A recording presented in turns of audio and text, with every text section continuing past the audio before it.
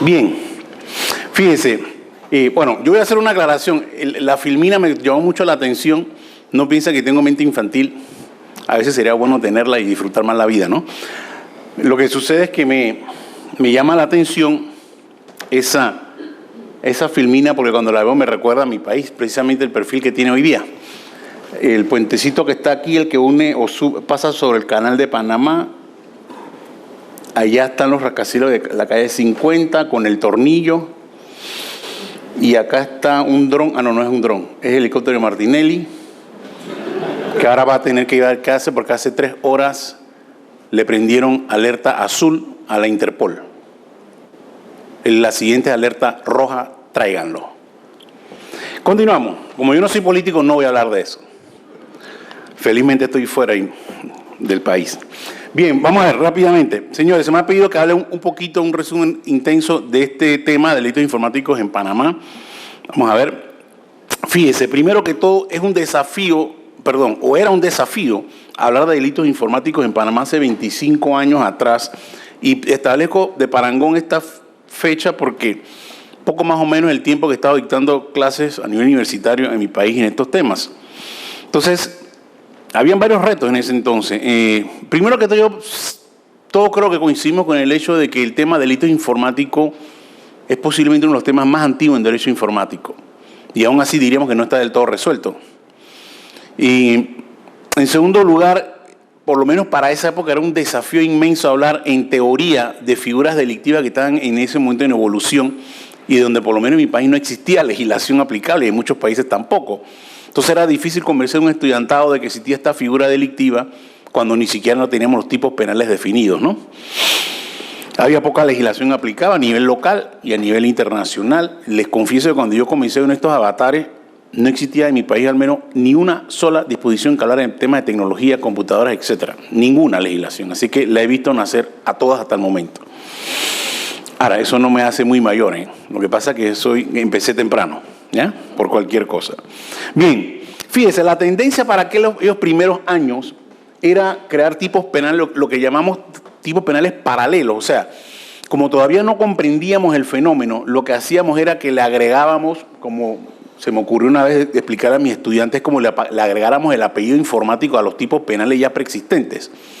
Yo no sé si en la cultura de tica sucede, pero en mi país es muy dado a cuando un producto, un artefacto es novedoso o nadie le conoce el nombre, ciertamente le agregan un mote, ¿sí?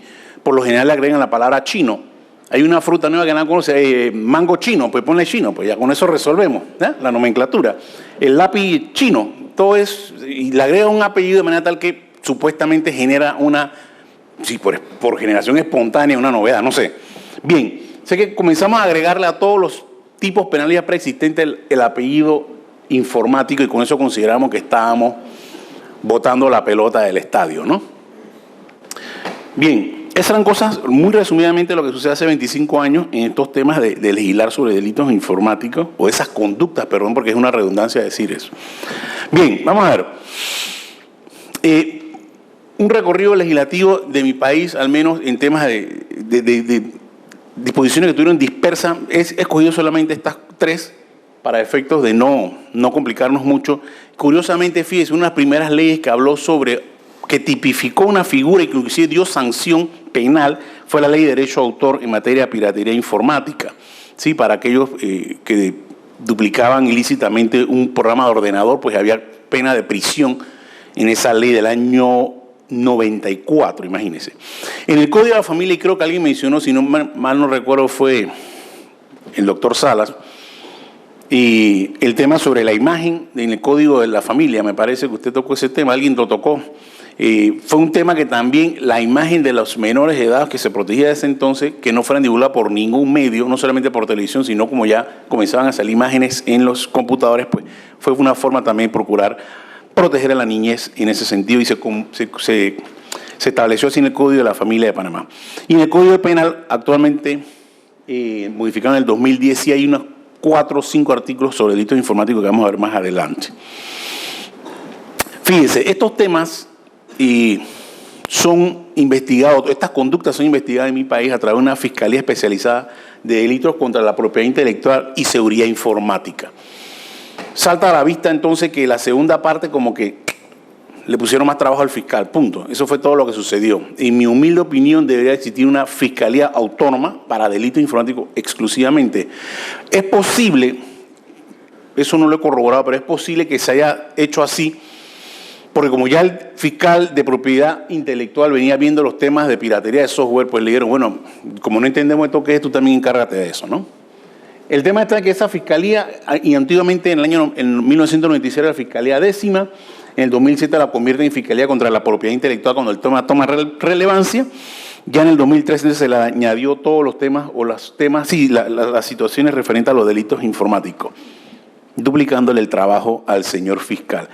Rápidamente algunas estadísticas de esa fiscalía para que se poder medir con este termómetro cómo está el tema de denuncias y casos resueltos. En el año 2014 se presentaron 100 denuncias, de las cuales se atendieron 65 luego de depuración.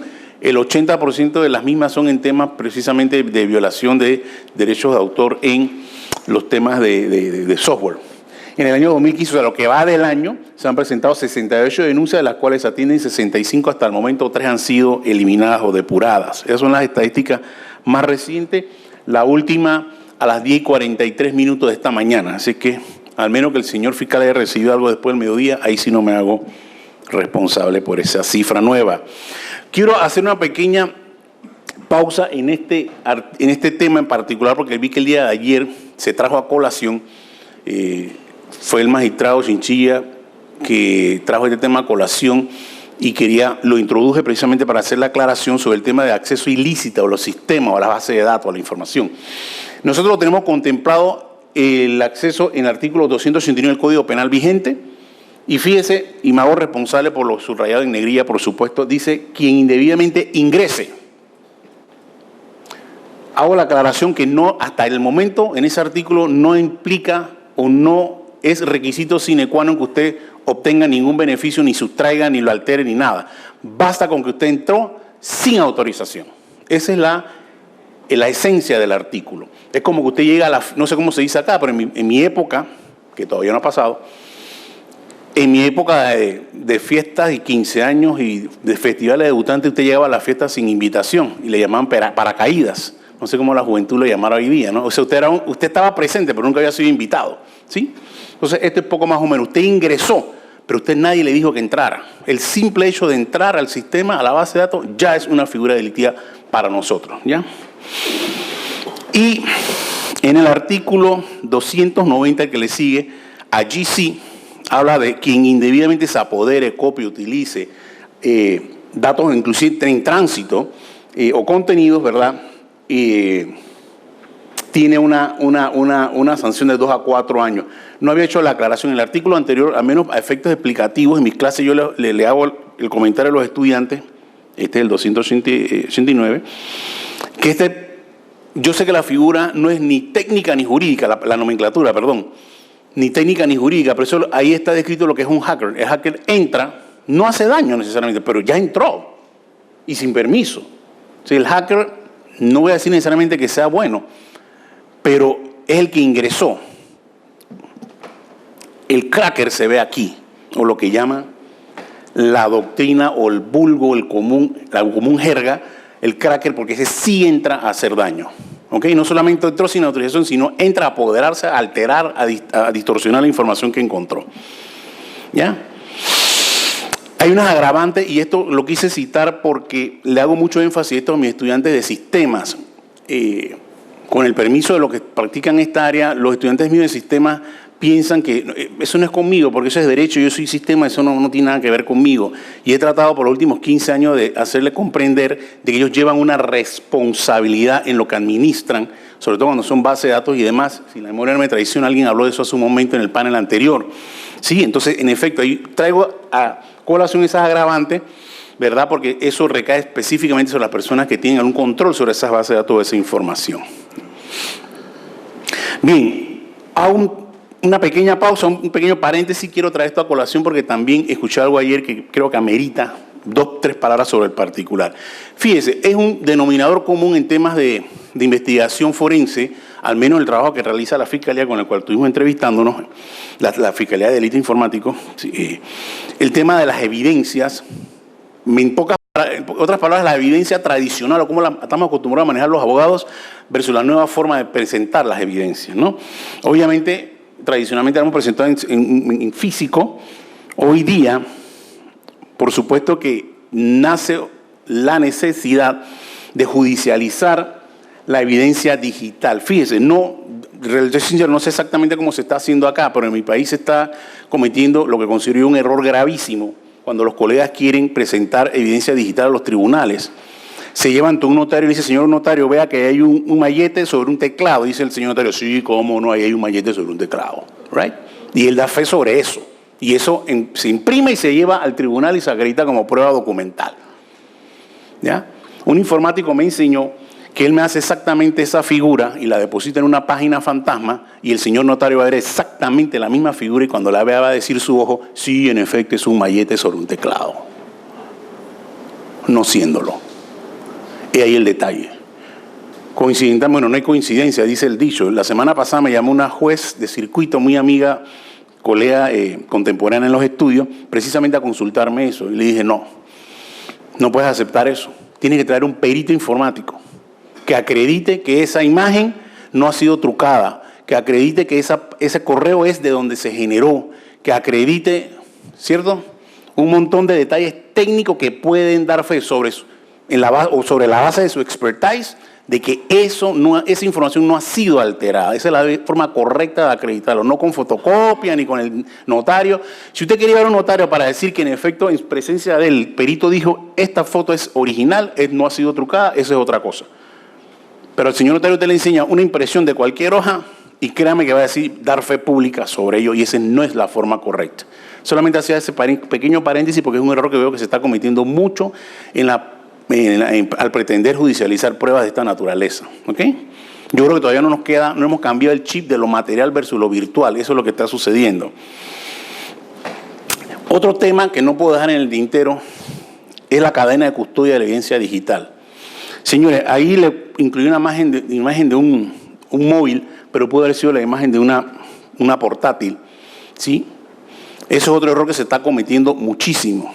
Hacer eso que está ahí, claro que es un chiste, pero esto es lo más vulnerable de lo que están viendo allí. Eso no cuida nada. Apagada, un técnico le saca la información que está ahí por cualquiera de los agujeros que tiene alrededor. Así de sencillo. ¿Ya? Entonces, esto no es fiable para nada con la cadena de custodia. Se lo digo porque sí me sucedió en un caso personal, y cuando digo personal es personalísimo porque afecta a una miembro de mi familia, donde se dejó un disco duro en una institución del Estado por 3 semanas hasta que la Corte permitió que se pudiera, porque hay que hacer la solicitud a la Corte, pudiera revisar el disco duro. Irónicamente, la persona que nos entregó el disco duro era el jefe inmediato de la persona que queríamos revisar el disco duro aquel. Para hacer la historia corta, en marzo del año pasado y por 4 meses, esta persona que entregó el disco duro estaba prófuga de la justicia y hoy día está condenado por confesión, por traspasar información de la Superintendencia de Mercado de Valores de Panamá a los supervisados. Y tan tontos son que lo hacen con el correo institucional. Entonces, ¿qué fiable puede ser la persona que confesó, se entregó porque no soportaba el autoexilio, estaba prófugo, está condenado en este momento, ¿sí? Y fue la persona que nos entregó el disco duro cuando fuimos a buscarlo con la Fiscalía? Bien, seguimos. Voy a apretar el paso un poco. Bien, llegó el momento. Yo sé que Adalí se va a molestar conmigo hoy, pero en algo tenemos que ganarle, si no ganan siempre en fútbol. Yo lo voy a invitar rápidamente a un viaje de Budapest a Panamá. El día de ayer se dijo que se iban a mencionar 5 países de Latinoamérica que estaban o habían suscrito el convenio de Budapest, pero yo en honor, la verdad, tengo que hacer la aclaración de que Panamá es signataria del convenio de Budapest. Fue el segundo país después de República Dominicana de hacerlo. ¿Ok? Y como los abogados estamos acostumbrados a probar los hechos, es a través de la Ley 79 del 2013 que en Gaceta Oficial se aprueba el convenio de Budapest y si alguien tiene problemas de miopía, he ahí. Estos fueron los titulares unos meses después, cuando la prensa descubrió que era esto de Budapest. Muchos no sabían dónde quedaban. Pero en marzo del 2014 comenzaron estos titulares en los periódicos locales. Sí, entonces, cuando uno sale del país tiene que defender la bandera, ¿cierto? Panamá está suscrito a Budapest. Gol. Bien, señores, esto me vino ayer a la mente cuando estaba escuchando a los expositores. Venía del foro de ciberseguridad, pero la frase celeste o en tinta celeste la escuché ayer, pero mentalmente yo me respondía en la que está en rojo. ¿Sí? Y, fin, yo termino aquí. Muchísimas gracias.